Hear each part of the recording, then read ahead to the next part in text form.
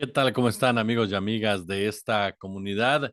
Pues vaya situación que nos obliga, digámoslo de esta manera, ¿no? A continuar con la opinión, con el análisis sobre dos personajes que en los últimos días, en las últimas horas, han tomado un lugar protagónico en la discusión política, económica de nuestro país y que pertenecen, por cierto, ¿no? A la misma casa matriz, por decirlo de alguna manera, y que va de la mano, esa es la realidad de las cosas, con todas las reacciones que hemos visto, que hemos escuchado, que hemos leído.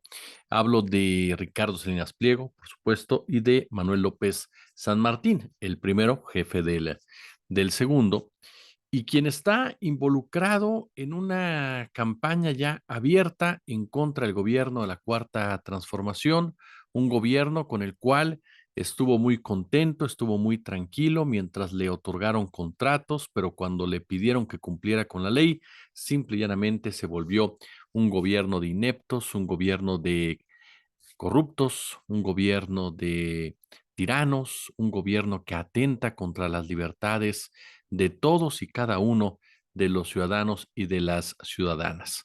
Ricardo Salinas Pliego se ha caracterizado a través de toda su historia como empresario por denostar a aquel o aquella que se atreve a llevarle la contra, sea un personaje político, un personaje mediático, un personaje periodístico, un personaje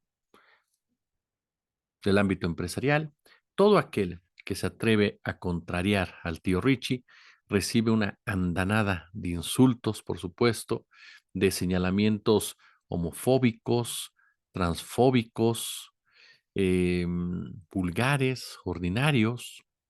Esa es la realidad, festejados, ¿no? Por una enorme corte de súbditos, de corifeos, que consideran que esa es la figura a seguir, ese es el liderazgo que ellos consideran el más adecuado porque desde sus ópticas se revela precisamente ante el poder político que tiene para ese sector de la población un, pues una credibilidad sumamente baja, ¿no? En pocas palabras.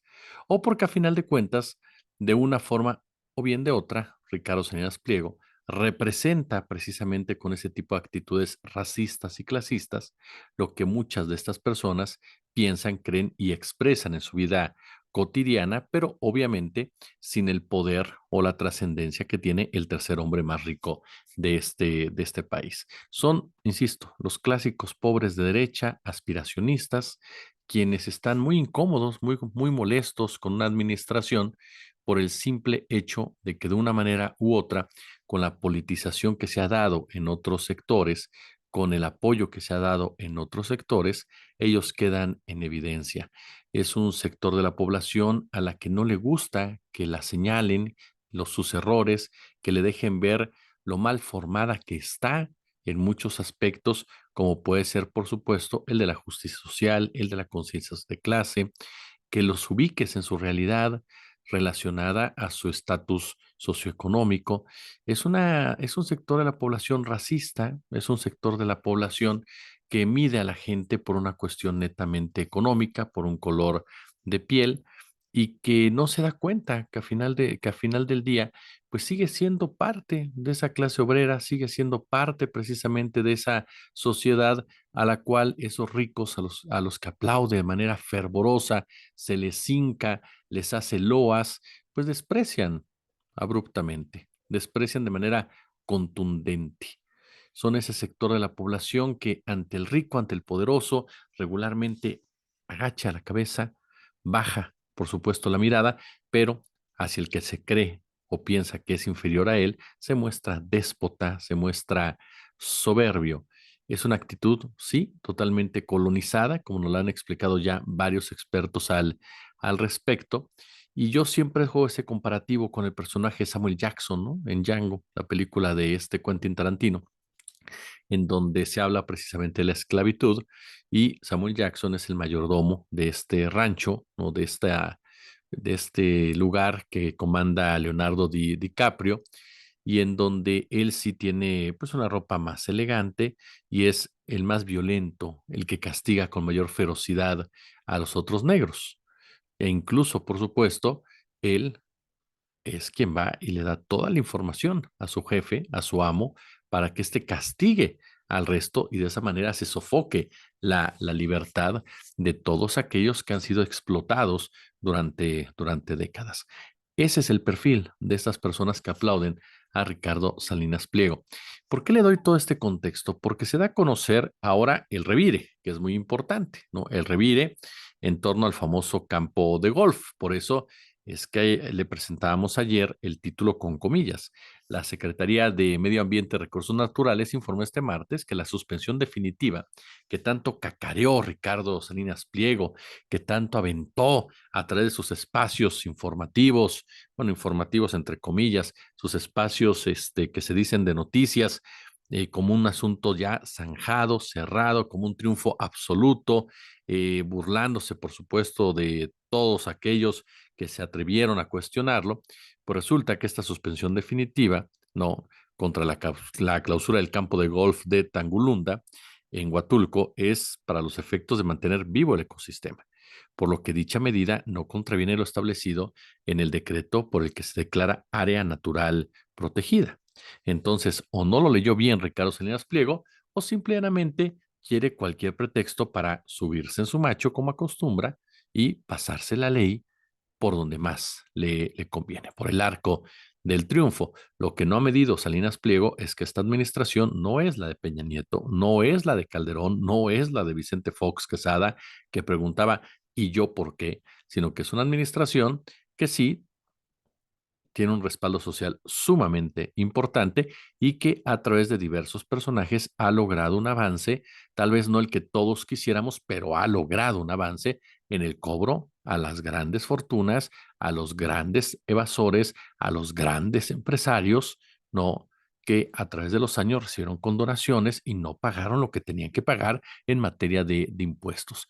Es una administración y ese punto me parece que es uno de los que más se tendría que destacar de la misma, ¿no? Que ha logrado cerrar precisamente esa brecha y que no le ha puesto el pie en el cuello al contribuyente cautivo, sino que también ha ido por el otro contribuyente, el que realmente marca una diferencia si paga los impuestos.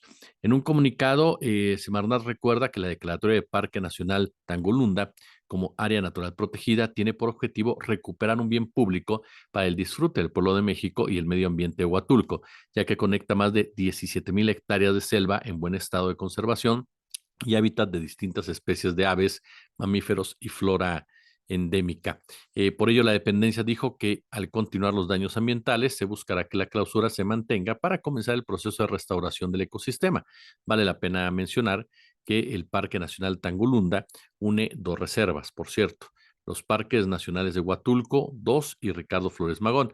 Esta conectividad permitirá conservar territorios para construir el desarrollo local y regional con justicia social y con bienestar para las poblaciones aledañas. Fue lo que destacó precisamente esta dependencia. Y ojo, el campo de golf como tal consume mucha agua. Ese es otro de los temas, que por ahí, obviamente, y lo entiendo, ha salido Sergio Sarmiento a decir que no, que en realidad Salinas Pliego fue el que pagó la infraestructura para poder captar el agua y que el agua no se le quita absolutamente a nadie. Pero ahí están los datos también de periodistas independientes que señalan precisamente cómo le quita el agua a los habitantes de Huatulco y si se hace un promedio, se le estaría quitando el agua a los habitantes de Oaxaca de manera impresionante. Esa es la realidad. Por 2 años, por ejemplo, ¿no? Gasta más agua este campo de golf, operado como tal, de lo que consume la población de Huatulco en 2 años, por ejemplo, por citarle una cifra. Entonces, volvemos a lo que en una ocasión nos decía Kurt Harvard en una entrevista que está arriba en el canal. En México no es un problema de sequía, no es un problema que no haya agua, es un problema que está muy mal distribuida y en donde mafias como los millonarios del agua, en donde se cuenta Ricardo Salinas Pliego con este tipo de propiedades y las mafias de los piperos, las mafias de los garrafones, las mafias de los pozos privados, pues son precisamente los que se quedan con el vital líquido y a la población la mantienen en una constante, pero constante zozobra gracias a una ley sumamente pero sumamente cuestionable y que antepone el interés precisamente de este tipo de personajes al interés común, que tendría que ser el más importante, sobre todo en momentos en que ya el agua comienza a escasear, no solamente en México, sino también, por supuesto, en otras partes del mundo. Pero aquí me llama mucho la atención la manera en cómo TV Azteca se ha involucrado en este tema. Y me llama la atención porque ya no hay ningún tipo de reparo en lanzar este tipo de campañas en donde ya ni siquiera vemos un argumento válido o un argumento coherente. Si hay un descarrilamiento del Tren Maya, ellos lo presentan como una nota de 8, casi casi como el accidente de accidentes, casi casi como si hubiera habido personas muertas, plantean el hecho de que el Tren Maya está muy mal construido, de que es un desastre y demás.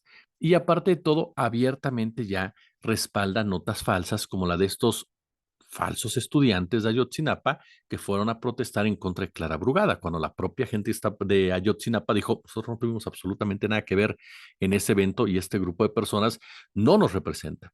Y sin embargo, TV Azteca lo manejó como un hecho.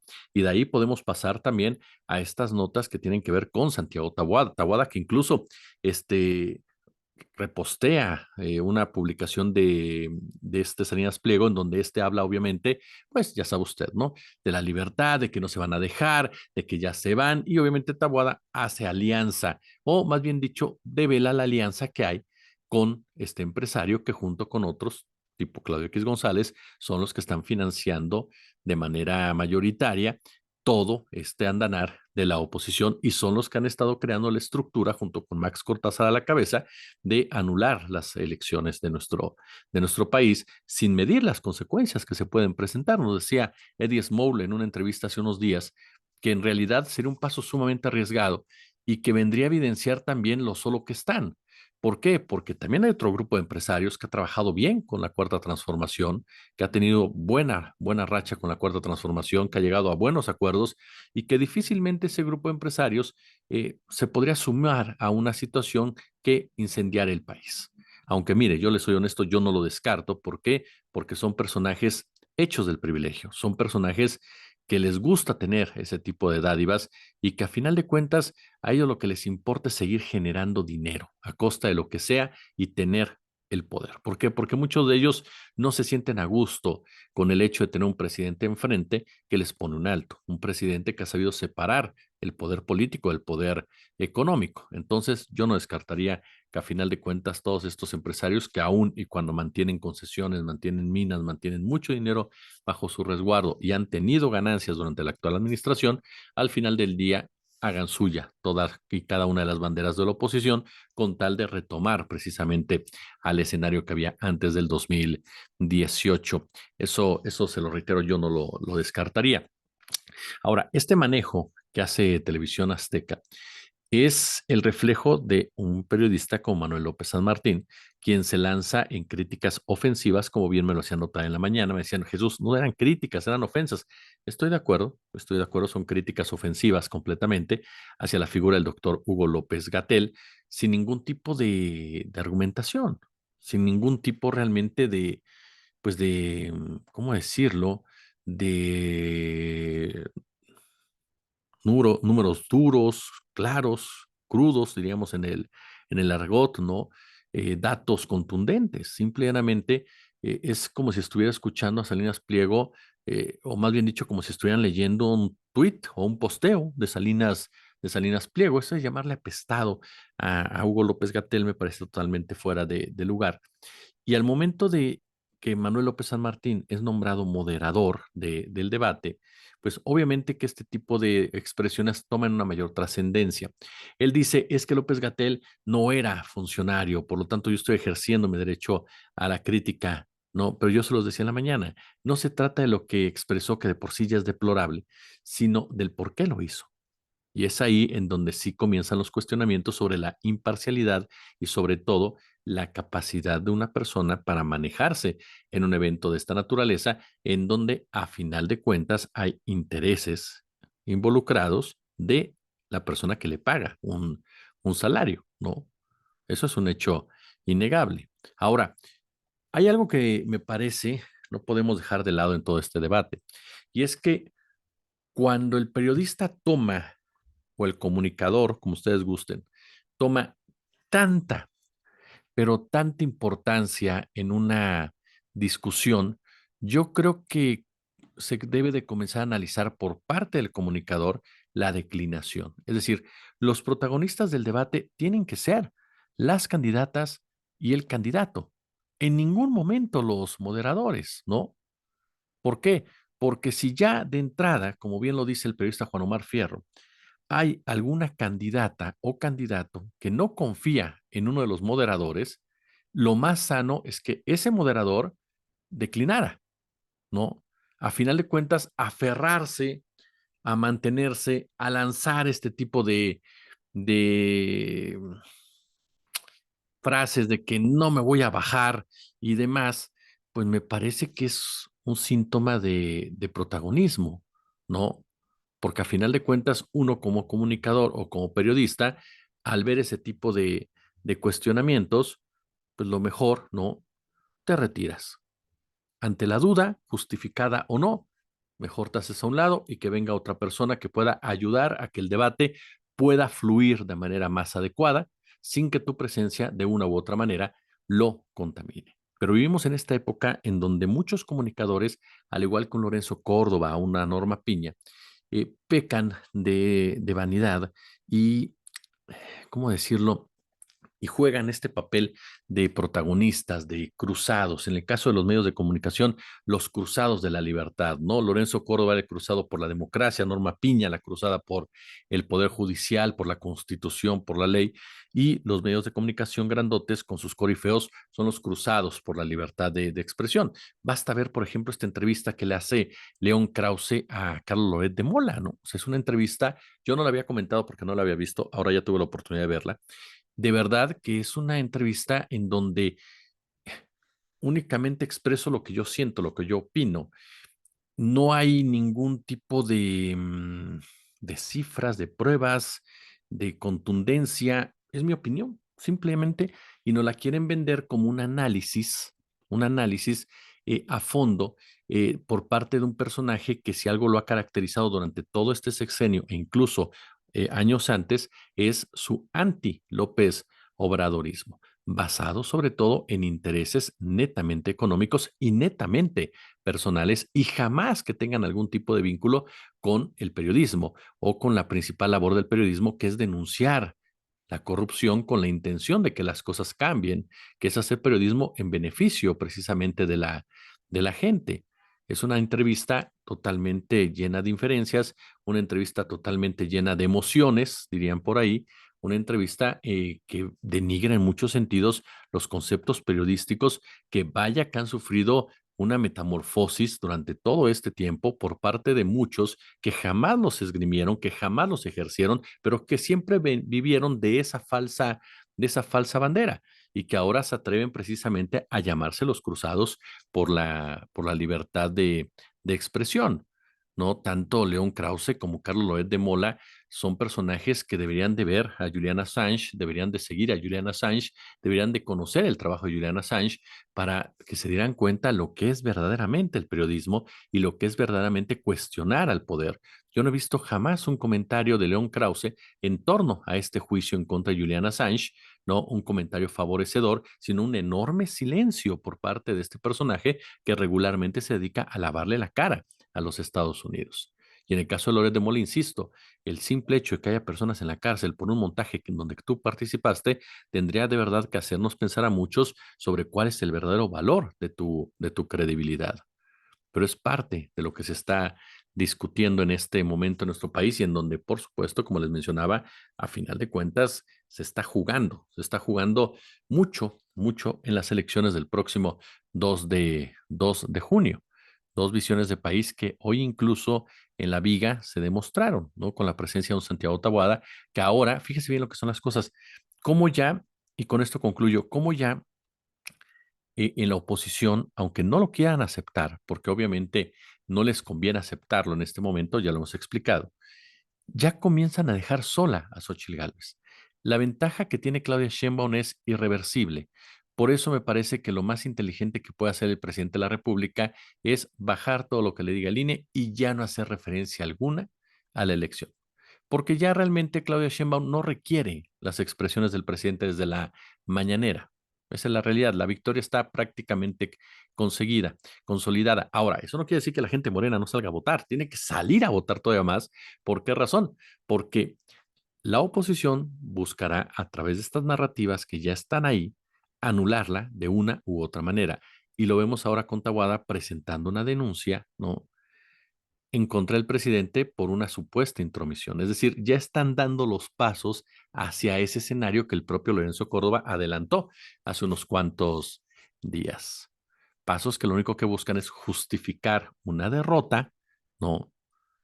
Y que no les parece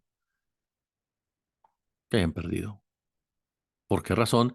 Porque no quieren aceptar que ya no tienen la mayoría, que ya no representan a una mayoría, tanto ese grupo político como ese grupo mediático.